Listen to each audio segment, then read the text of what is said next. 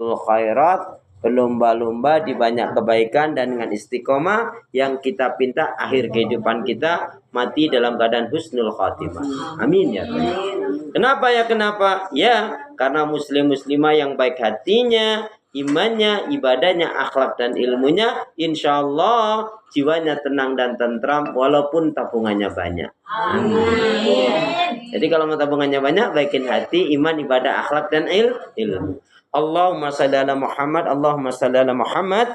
Salawat dan salam semoga Allah selalu curahkan, limpahkan pada Nabi kita Muhammad sallallahu alaihi wasallam yang telah menyampaikan, mengajarkan istilah Islam dengan sempurna rahmatan lil alamin. Ibu sehat semua? Ibadahnya lancar? Tambah sabar, makin bersyukur, lembut hatinya, harmonis rumah tangganya. Saya doakan putra putri, anak cucu panjenengan semua makin baik, solihah. Amin. Yang belum punya mantu, saya doakan cepat Allah berikan mantu. Ya. Yang belum punya cucu, Allah cepat berikan cucu. Ya.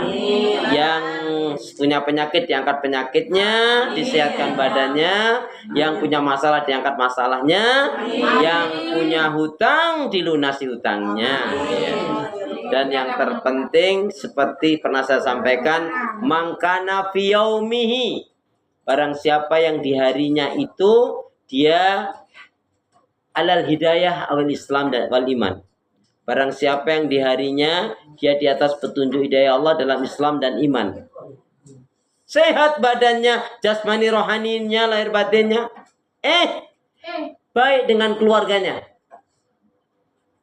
Anak baik dengan orang tuanya, orang tua baik dengan anaknya, kakak beradik baik. Yang dimakan halal ada. Bukan hanya sekedar yang dimakan ada, tapi yang dimakan halal ada. Dan dia tidak terlilit hutang. Ya. Andaikan dia punya hutang, hutangnya nggak menyusahkan untuk pembayarannya, maka seolah-olah dia telah menggenggam dunia itu ada di tangannya. Ibu masih ingat nasihat Imam Syafi'i tentang 3 hal? Siapa yang masih ingat nasihat Imam Syafi'i? Jangan tanya nasihat yang mana, nasihat yang mana. Yang mana? Ayo, coba yang masih ingat nasihat Imam Syafi'i. Apa kata Imam Syafi'i, Ibu? Sampai Ibu nggak ngerti, lupa, nggak tahu, nanti saya kasih tahu deh. Langsung saya kasih tahu aja. Perhatikan. Apa kata Imam Syafi'i? Ya, beliau mengatakan tentang 3 hal penting. Jadikanlah akhirat itu di dalam kolbumu, hatimu. Siapa yang dia betul-betul bisa menjadikan akhirat di dalam hatinya, kolbunya, maka Allah akan berikan ketenangan, sakinah. Allah akan berikan barokah, keberkahan, dan Allah akan cukupkan dunianya. Amin. Syaratnya dia jadikan akhirat dalam kolbunya, dalam hatinya.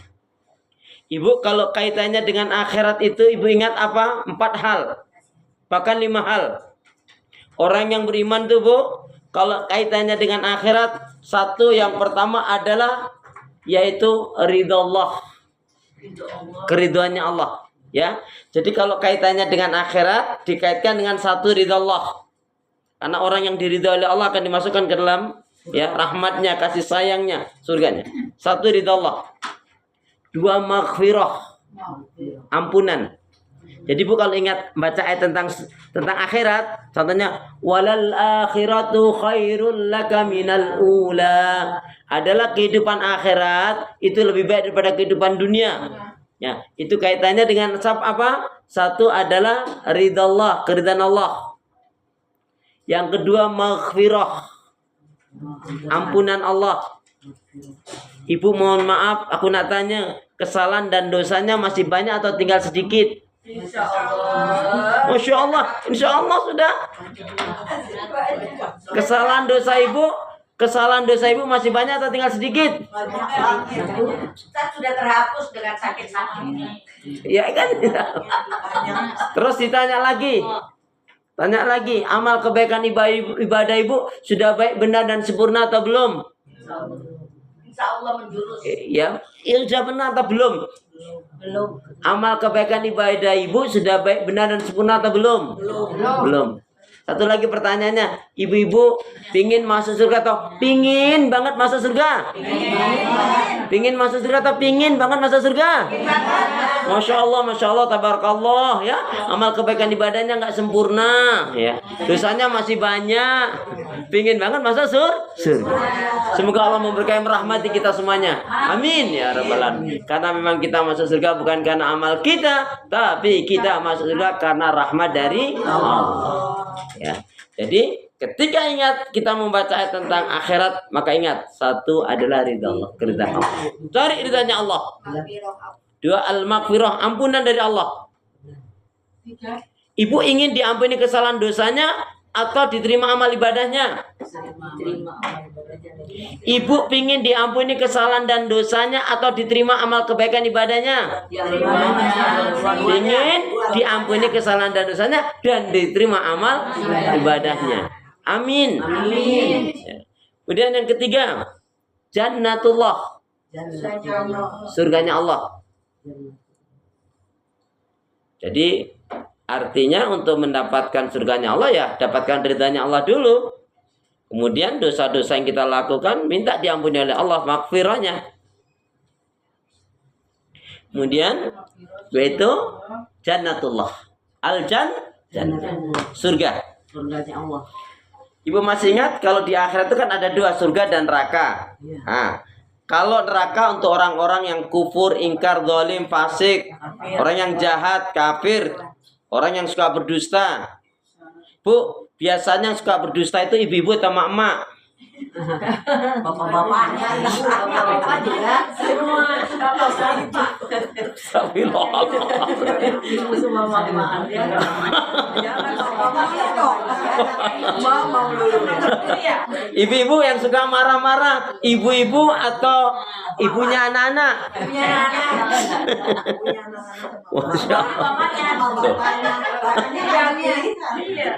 Ya. Selama bapaknya marahnya mana? Nah, Bu, itu masih mending ya, Bu. Yang bodoh. Ini nggak ada nggak? Ada Bu orang yang bodoh. Siapa itu? Dia punya masalah dengan manusia. Tapi yang ditinggalkan Allah. Ada nggak? Punya masalah dengan manusia, tapi yang ditinggalkan Allah. Ada kan? Ini kan bodoh banget. Dia punya masalah dengan temannya, saudaranya, tetangganya. Kok malah Allah yang ditinggal, terus malas sholat, malas baca Quran, malas ngaji, malas gak berbuat kebaikan. Ini kan sama saja dia meninggalkan Allah. Kan bodoh banget. Wong masalah dengan manusia kok yang ditinggalkan Allah. Ibu contohnya, mohon maaf nih, ibu punya tetangga, nyebelin banget, jengkelin banget, buat nggak nyaman. Ya, ini masalah nggak? Punya tetangga seperti ini masalah nggak? Masalah nggak? Ya nggak masalah, itu masalah dia. Apa? Iya, masalah dia. Masalah dia, kenapa ibu jadikan ke dalam diri ibu? Loh, masalah orang ibu masukkan ke dalam pikiran ibu, dalam hati ibu, dalam perasaan ibu. Akhirnya ibu jadi masalah sendiri. Jadi sikap cuek, EGP emang gua pikirin itu termasuk bagian daripada kaitannya dengan Islam. Makanya apa? Kalau kita nggak perlu mikirkan satu, jangan kita pikirkan. Ya kalau kita nggak perlu mengucapkan satu, jangan kita ucapkan. Itu pun kalau kita berucap yang baik-baik. Jangan sampai berucap yang jelek, mendendang-dendangkan lagu yang jelek, dan itu menikmati bisa menjadi doanya. Kecuali disanggah, dia benar. Contohnya apa? Hidup senang walaupun tak punya uang. Bohong. Oh iya dong. Sangat jangan dinikmati. Makanya ada kan lagu jelek banget dia, lagu-lagu dendangkan. Sekarang nasibnya seperti lagu yang dia dendangkan. Ada kan itu? Aku rela menderita, tuh kan? Walaupun hidup di gubuk tua, miskin terus kamu, susah terus kamu. Nauzubillah min. Ya karena kamu doa itu. Makanya saya kemarin beberapa waktu yang lalu saya sempat marahin temen. Saya marahin emang. Tapi masalah nasihat maksudnya. Assalamualaikum, salam. Gimana Ji kabar? Sehat alhamdulillah. Dia jual chicken tuh, jual Kentucky. Lagi ngapa nih? Ini lagi goreng-goreng chicken nih. Ya.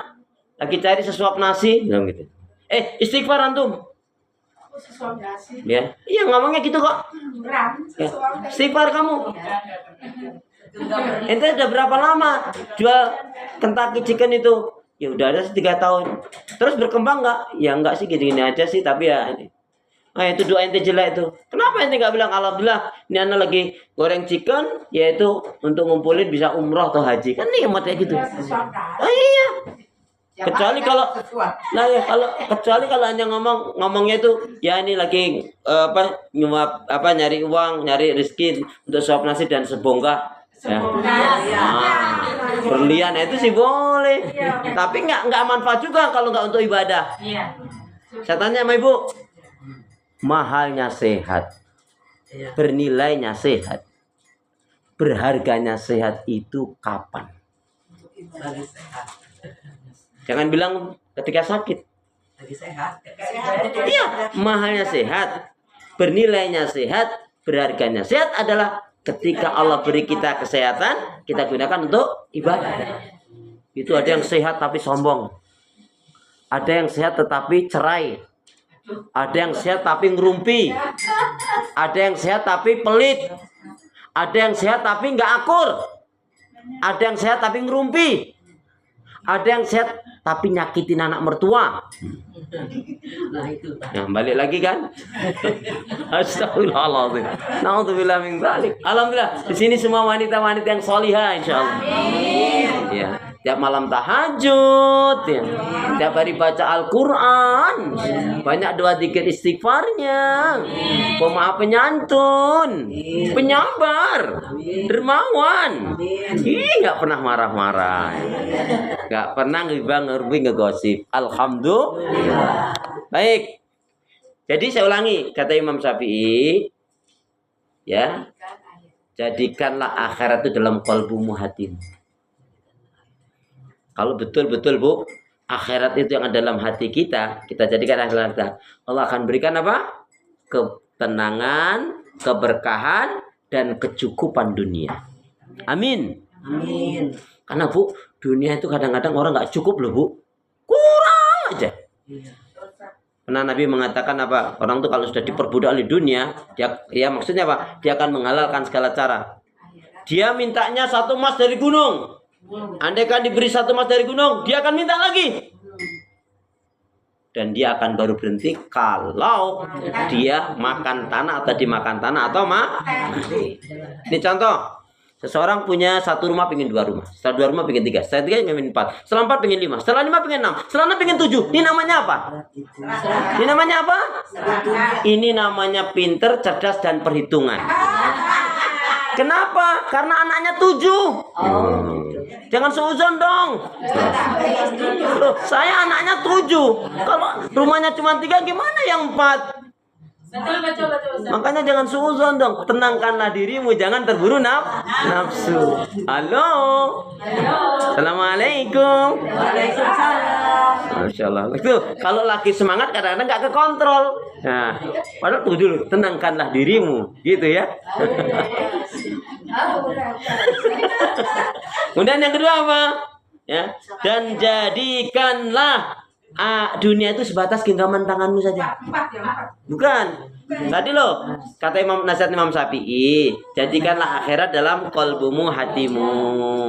Ya. Tadi hikmahnya apa? Kalau sudah bisa menjadikan akhirat dalam hatinya, akan diberi apa? Ketenangan, keberkahan, dan kecukupan dunia.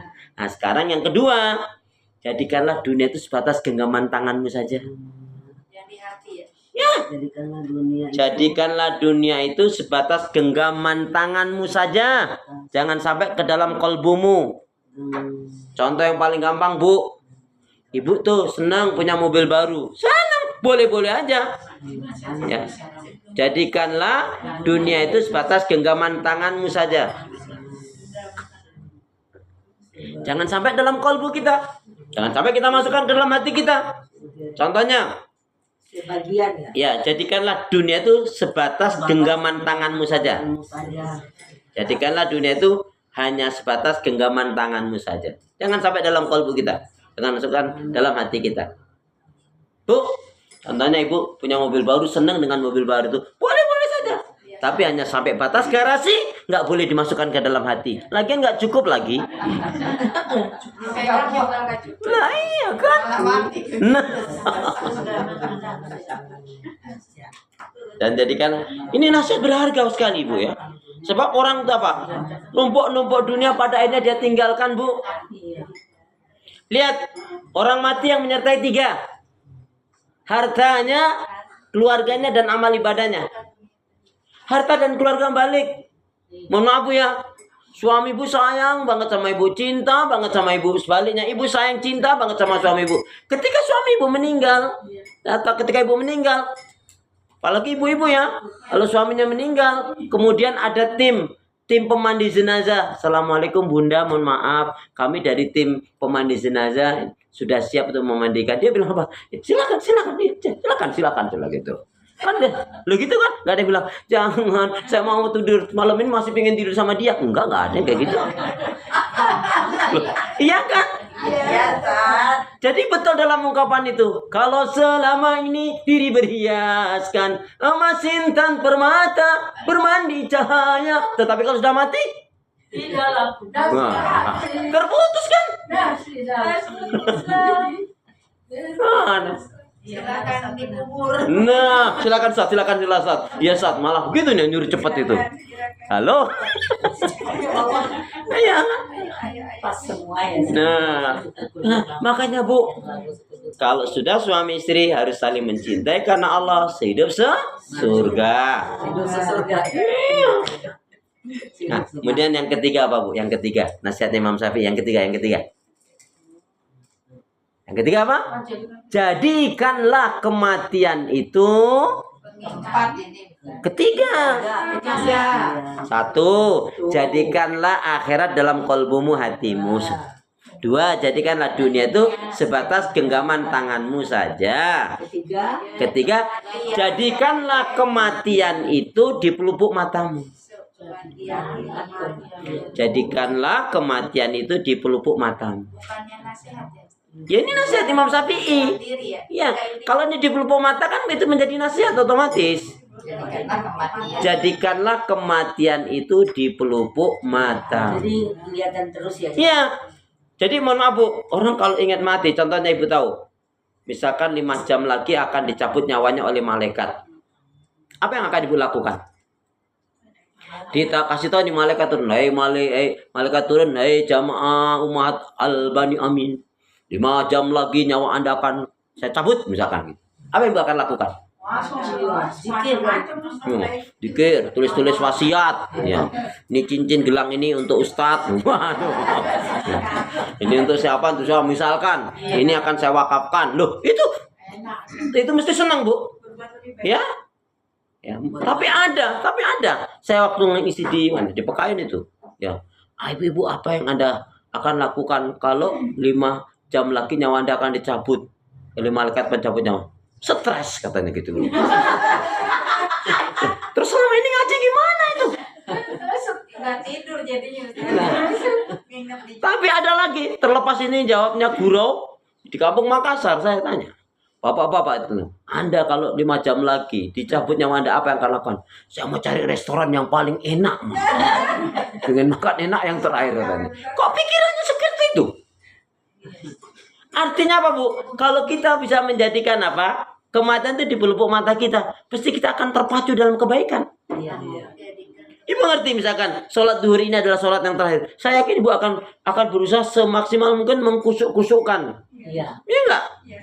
Saya yakin ibu-ibu kalau lagi kena musibah, ada masalah, ya itu sholatnya malah kusuk loh kadang-kadang.